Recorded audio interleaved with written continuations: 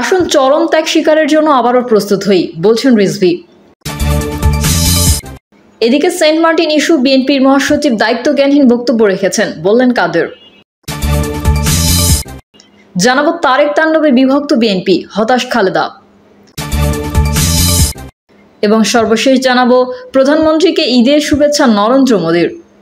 এতক্ষণ শুনছিলেন সংবাদ শিরোনাম, এবারে বিস্তারিত।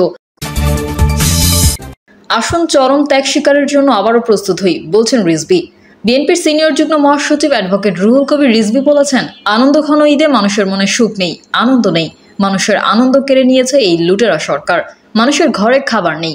উচ্চ মধ্যবিত্ত ও মধ্যবিত্তরাও এখন অর্থনৈতিকভাবে কোণঠাসা। তারাও কুরবানি করার সামর্থ্য হারিয়ে ফেলেছে। কুরবানির পশুর হাতে ক্রেতা কম। যারা আছেন বেশিরভাগ সরকারি দলের লুটেরা, অবৈধ অর্থের মালিকরা। রিজভী বলেন, দেশের প্রতিটি ক্ষেত্রেই চরম অরাজকতার পরিস্থিতি বিরাজ করছে। শেয়ার বাজার থেকে আরম্ভ করে পাড়া মহল্লার কাঁচা বাজার পর্যন্ত প্রতিটি সেক্টরে সিন্ডিকেটের দৌড়াতে অসহায় সাধারণ জনগণ। লাগামহীন নিত্যপণ্যের বাজারে গরুর গোস্তের কেজি 800 টাকা। ঈদে খাবার প্রস্তুতে ব্যবহারকৃত মশলা যেমন এলাচের কেজি 4000 টাকা, লবঙ্গের কেজি প্রায় 2000 টাকা, দারচিনির কেজি প্রায় 600 টাকা, তেজপাতার কেজি 300 টাকা। জনগণ যেন এক খাদ্যপণ্যের মূল্যবৃদ্ধির আগ্নেয়গিরির উপর বসে আছে। শসার কেজি 120 টাকা, কাঁচা মরিচ 260 টাকা, করলা প্রতি কেজি 70 টাকা। অর্থাৎ শুধু মাছ গোস্তই নয়, শাকসবজিতেও 1000 ভোল্টের বিদ্যুৎ প্রবাহিত হচ্ছে। দেশের সবকটি ব্যাংক এখন প্রায় দেউলিয়া। শুধু ডলার সংকটই নয়, ব্যাংকগুলোতে নগদ টাকার সংকট তীব্র থেকে তীব্রতর হয়ে উঠেছে। এমনকি ঈদের সময়ও ব্যাংকে গিয়ে গ্রাহকরা চাহিদা মতো নগদ 5000 টাকাও তুলতে পারছেন না। ডলার সংকটের কারণে ব্যবসায়ীরা এলসি খুলতে পারছেন না। উচ্চশিক্ষার জন্য শিক্ষার্থীরা বিদেশ যেতে পারছেন না। তিনি বলেন, ব্যাংকগুলোকে অনিরাপদ করে তোলা হয়েছে। ব্যাংকের লকার থেকে গায়েব করে দেওয়া হচ্ছে গ্রাহকের শত শত ভরি স্বর্ণ। এমনকি গ্রাহকদের জন্য বাংলাদেশ ব্যাংকের ভল্টও এখন নিরাপদ নয়। রপ্তানি বাণিজ্যের চরম হতাশা। বিভিন্ন দেশের সাথে বাণিজ্য বৈষম্য বেড়েই চলছে। বর্তমান দেশ সম্পূর্ণ আমদানি নির্ভর। দেশি বিদেশি ঋণের ভারে জর্জরিত এই হলো দেশের আর্থিক পরিস্থিতি। স্বাধীনতার সফলতা, সমৃদ্ধি আর গণতন্ত্রের মহানায়ক শহীদ প্রেসিডেন্ট জিয়াউর রহমান 74-এর দুর্ভিক্ষ পীড়িত বাংলাদেশকে অর্থনৈতিকভাবে স্বাবলম্বী করে দেশে চাল, চিনি রপ্তানি শুরু করেছিলেন। দেশনেত্রী বেগম খালেদা জিয়ার সরকারের সময় বাংলাদেশ এশিয়ার ইমার্জিং টাইগারে পরিণত হয়েছিল। শেখ হাসিনা আর তার মাফিয়া চক্রের দুর্নীতি, লুটপাটের কারণে সেই বাংলাদেশ বর্তমানে আবার তীব্র অর্থনৈতিক সংকটে। দেশের সামাজিক ও অর্থনৈতিক ক্ষেত্রে চরম অরাজকতা বিরাজ করছে। পরিস্থিতি সামাল দিতে মাফিয়া সরকার এখন ভিক্ষার ঝুলি নিয়ে বিভিন্ন দেশে ঘুরছে। রিজভী বলেন, বাংলাদেশের নাগরিকগণ যেন আজ কোনো সীমান্তেই নিরাপদ নয়। ভারতের সাথে বাংলাদেশ সহ মোট 7টি দেশের সীমান্ত রয়েছে। অন্য কোনো দেশের সীমান্তে গুলি করে মানুষ হত্যা করার সাহস না করলেও বাংলাদেশ সীমান্তে প্রায় বিএসএফ এর গুলিতে প্রাণ হারাচ্ছে বাংলাদেশের নাগরিক। গত 9 জুন কুমিল্লা সীমান্তে বিএসএফ এর গুলিতে এক ব্যক্তি নিহত হয়েছে। এভাবে ভারতের সাথে নতজানু পররাষ্ট্রনীতি আর তাবেদারি মানসিকতার কারণে বাংলাদেশ সীমান্ত হত্যার প্রতিবাদ করার সাহস এবং স্বাধীনতা হারিয়ে ফেলেছে আওয়ামী লীগ সরকার।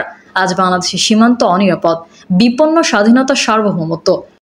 অথচ স্বৈরাচারী শেখ হাসিনার তাবেদার সরকার নির্বিকার। তিনি বলেন, বিএনপির ভারপ্রাপ্ত চেয়ারম্যান তারেক রহমান গতকাল শনিবার এক ভার্চুয়াল বক্তৃতায় প্রশ্ন রেখেছেন।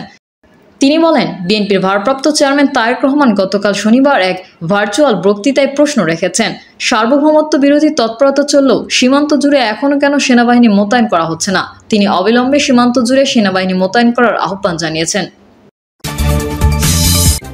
এদিকে সেন্ট মার্টিন ইস্যু বিএনপির মহাসচিব দায়িত্বজ্ঞানহীন বক্তব্য রেখেছেন, বললেন কাদের।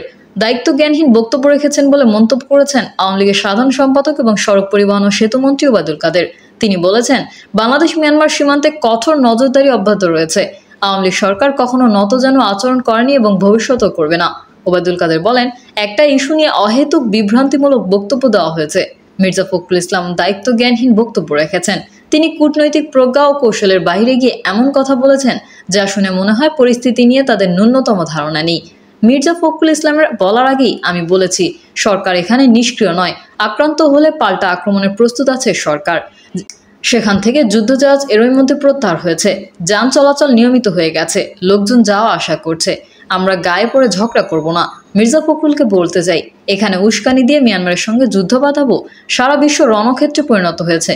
যে কোনো সমস্যা আলাপ আলোচনার মাধ্যমে সমাধান করতে চায় সরকার। রোহিঙ্গারা যখন দলে দলে বাংলাদেশে অনুপ্রবেশ করছিল, ওই দিক থেকে তখনও কিছু উস্কানি ছিল, আমরা উস্কানিতে পা দিইনি, গায়ে পড়ে যুদ্ধ বাঁধানোর ইচ্ছে নেই। আলাপ আলোচনার দরজা এখনো খোলা আছে। আলোচনার মাধ্যমে সমাধানে আগ্রহী শেখ হাসিনা সরকার। ভিশনারি লিডার শেখ হাসিনা জানেন কিভাবে পরিস্থিতি সামাল দিতে হয়। কোরাল দ্বীপ সেন্ট মার্টিন দখল হয়ে যাচ্ছে, এসব গুজব ছড়ানো হচ্ছে সামাজিক মাধ্যমে। বিএনপি জামায়াত এসব গুজব ছড়াচ্ছে বলেও মন্তব্য করেন তিনি। সড়ক পরিবহন ও সেতুমন্ত্রী বলেন, কয়েকদিন আগে মিয়ানমার সীমান্তে উত্তেজনা নিয়ে বিএনপি বেহুদা মন্তব্য করেছিল, এখনও তারা সেটাই করে যাচ্ছে। বাংলাদেশ মিয়ানমার সীমান্তে নজরদারি অব্যাহত রয়েছে, সেনাবাহিনী সহ দায়িত্বপ্রাপ্তরা সতর্ক আছে। সেন্ট মার্টিন সীমান্তে গোলাগুলি নিয়ে উদ্বিগ্ন, তবে আমরা সতর্ক আছি। সেন্ট মার্টিনে গুলিটা আরাকানরা করেছে, মিয়ানমার সরকার করেনি।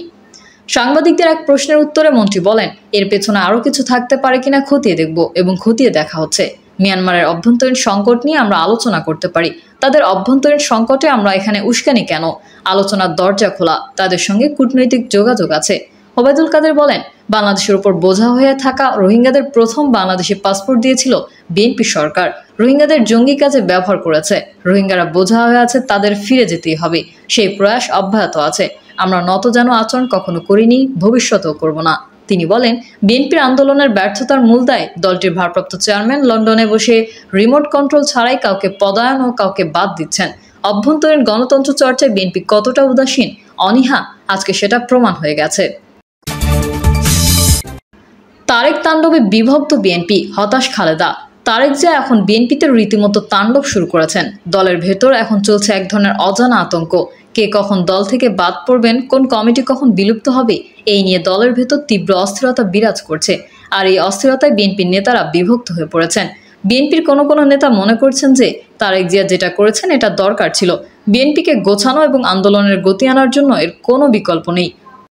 তবে অন্য নেতারা মনে করছেন এটি সম্পূর্ণ অগণতান্ত্রিক অন্যায় এবং এভাবে দলের স্বৈরাচারিক কায়দায় রদবদল করলে বা কমিটি বাতিল করলে দলের অস্তিত্ব সংকটের মধ্যে পড়বে। এই নিয়ে বিএনপি এখন স্পষ্টতই দ্বিধাবিভক্ত হয়ে পড়েছে। দলের ভেতর স্থায়ী কমিটির সিংহভাগ সদস্যই তারেক জিয়ার এই তাণ্ডবের বিরুদ্ধে।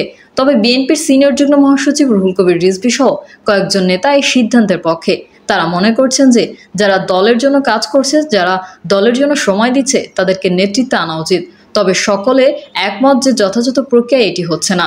গতকাল বেগম খালেদা জিয়ার সঙ্গে এই বিষয়ে কথা বলতে গিয়েছিলেন বিএনপির মহাসচিব মির্জা ফখরুল ইসলাম আলমগীর।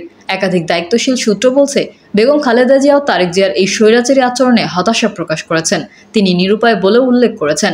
বেগম খালেদা জিয়া বলেছেন যে এই বিষয়গুলো সকলের সাথে আলাপ আলোচনা করে করা উচিত ছিল, কিন্তু শেষ পর্যন্ত কারোর সাথে আলাপ আলোচনা না করে এটি করা নিয়ে তার মধ্যে এক ধরনের দীর্ঘশ্বাস আছে, তবে কোনো প্রতিবাদ নেই।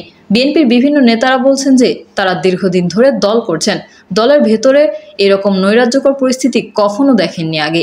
বিএনপির স্থায়ী কমিটির সদস্যদের মধ্যে দলের মহাসচিব মির্জা ফখরুল ইসলাম আলমগীর ছাড়াও গয়েশ্বরচন্দ্র রায়, মির্জা আব্বাস এবং নজরুল ইসলাম খান এ ধরনের সিদ্ধান্তের ঘোরতর বিরোধী। তারা মনে করছেন যে এটির ফলে দলে একটি নৈরাজ্য সৃষ্টি হবে, দলে আতঙ্ক বিরাজ করবে এবং কেউই রাজনৈতিক কর্মসূচিতে উৎসাহী হবে না। বিএনপির স্থায়ী কমিটির একজন সদস্য বলেছেন, টকশো দেখে দেখে যদি কমিটি করা হয় তাহলে সংগঠন টিকবে না। মজার ব্যাপার হলো, এবার যারা কমিটিতে পদোন্নতি পেয়েছেন তাদের মধ্যে দু ধরনের প্রবণতা দেখা যাচ্ছে। একটি হলো যারা নিয়মিত বিভিন্ন টকশোতে উপস্থিত থাকেন তারা, অন্যটি হলো যারা ১-১১ সময় সরকারপন্থী হিসেবে বিভিন্ন প্রতিষ্ঠিত ছিল। জহিরুদ্দিন স্বপন বাম রাজনীতি থেকে আসা। তিনি ১-১১ সময় সংস্কারপন্থী শুধু ছিলেন না, বেগম খালেদা জিয়াকে মাইনাস করার জন্য যে গ্রুপটি সক্রিয় ছিল সেই গ্রুপের অন্যতম গুরুত্বপূর্ণ ব্যক্তি ছিলেন। তিনি ১-১১-র পর বিএনপি থেকে সাময়িক বহিষ্কৃত হয়েছিলেন, কিন্তু এখন তিনি তারেক জিয়ার ঘনিষ্ঠ হিসেবে জায়গা পেয়েছেন। এবার তিনি পদোন্নতি পেয়েছেন। একই অবস্থা সৈয়দ ইমরান সালেহ প্রিন্সের। তিনি একজন সংস্কারপন্থী নেতা হিসেবে পরিচিত ছিলেন এবং খালেদা জিয়াকে রাজনীতি থেকে বিতাড়িত করার জন্য বিএনপির মধ্যে যে সংঘবদ্ধ চক্র, সেই চক্রের অন্যতম অংশীদার ছিলেন। ইমরান সালেহ প্রিন্স আব্দুল্লাহ মামুন ভূঁইয়া ঘনিষ্ঠ ব্যক্তি হিসেবে বিএনপিতে পরিচিত, তাকেও পদোন্নতি দেওয়া হয়েছে।